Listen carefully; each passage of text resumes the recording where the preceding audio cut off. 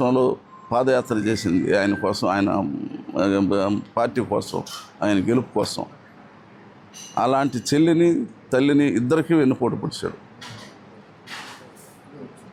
ఈ వెన్నుపోటు చరిత్ర జగన్మోహన్ రెడ్డి గారికే ఉందే కానీ చంద్రబాబు నాయుడు గారికి ఎలాంటిది లేదు. ఇప్పటి వరకు ప్రజలకు ఇచ్చిన మాటని ఎన్ని కష్టాలైనా పడి ఆ మాట ప్రకారం చేస్తున్నాడే కానీ మాట తప్పని మనిషి ఈ రాష్ట్రంలో ఎవరైనా ఉన్నారంటే పార్టీల్లో అది చంద్రబాబు నాయుడు గారు అని చెప్పిన కూడా మనం చేస్తున్నాం.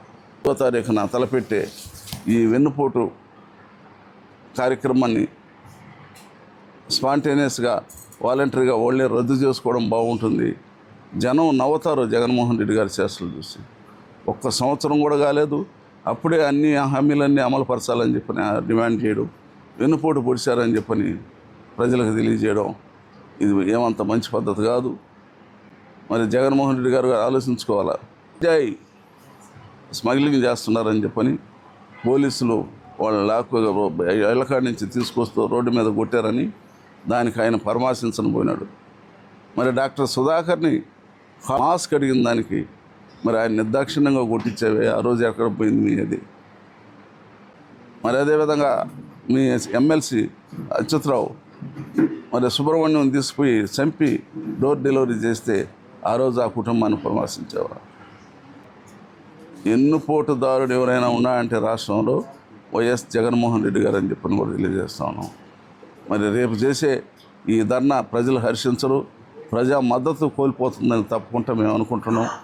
ఎందుకంటే చంద్రబాబు నాయుడు గారికి అత్యధిక సీట్లు ఇచ్చారు. ఇలాంటి చేష్టలు చేసే మీకు 11 సీట్లు వచ్చినాయి. రేపు ఇంకా సింగిల్ డిజిట్ అయిపోద్ది ఈసారిగా ఎన్నికలు వచ్చినాయంటే. ఇప్పుడన్నా ఏదో ఒక డిజిట్ వచ్చి 2 డిజిట్లు వచ్చి 11 అన్న వచ్చినాయి. ఇంకెప్పుడు ఎన్నికలు జరిగినా తెలుగుదేశం పార్టీని అడ్డుకునే పార్టీ ఇంకా లేదు. మరి వైసీపీకి మాత్రం తప్పకుండా సింగిల్ డిజిట్ వస్తుందని చెప్పని నేను తెలియజేస్తూ ఉండా. ప్రజా వ్యతిరేక కార్యక్రమాలు చేసిన ఏ పార్టీ కూడా మనుగడ చెందదు. మరి ఈరోజు ప్రజాహితం కోరి అన్ని కార్యక్రమాలు అమలుపరుస్తున్న చంద్రబాబు నాయుడు గారికి ప్రజల మద్దతు ఉంటుందని చెప్పని కూడా నేను తెలియజేస్తాను. వైఎస్ఆర్ కాంగ్రెస్ పార్టీ ప్రభుత్వం ఆంధ్రప్రదేశ్ ప్రభుత్వాన్ని అంతం చేసి సంవత్సరం అయింది రేపటికి. రేపు నిజంగా వాళ్ళకి తద్దినాలు దినాలు. వాళ్ళు వెన్నుపోటు కాదు, వాళ్ళకి ప్రజలు వాళ్ళ అధికారం నుంచి అంతం చేసి సంవత్సరం అయింది కాబట్టి వాళ్ళకి నిజంగా రేపు దినాలు తద్దినాలు పెట్టుకుంటే బాగుంటాయి. ఎందుకంటే వెన్నుపోటు అనేది ఎక్కడా కూడా రాష్ట్ర ప్రజలు చంద్రబాబు నాయుడు గారు వెన్నుపోటు పొడిచారని ఎక్కడా ప్రజలు అనుకోరు. మీరు కవ్వించుకొని మీరు చేసుకుంటున్నారు తప్పనిస్తే. వెన్నుపోటుదారులు మీరే, ప్రజల్ని మోసం చేసింది మీరే, ప్రజల్ని దోపిడీ చేసింది మీరే, అన్నీ కూడా మీరే చేశారు.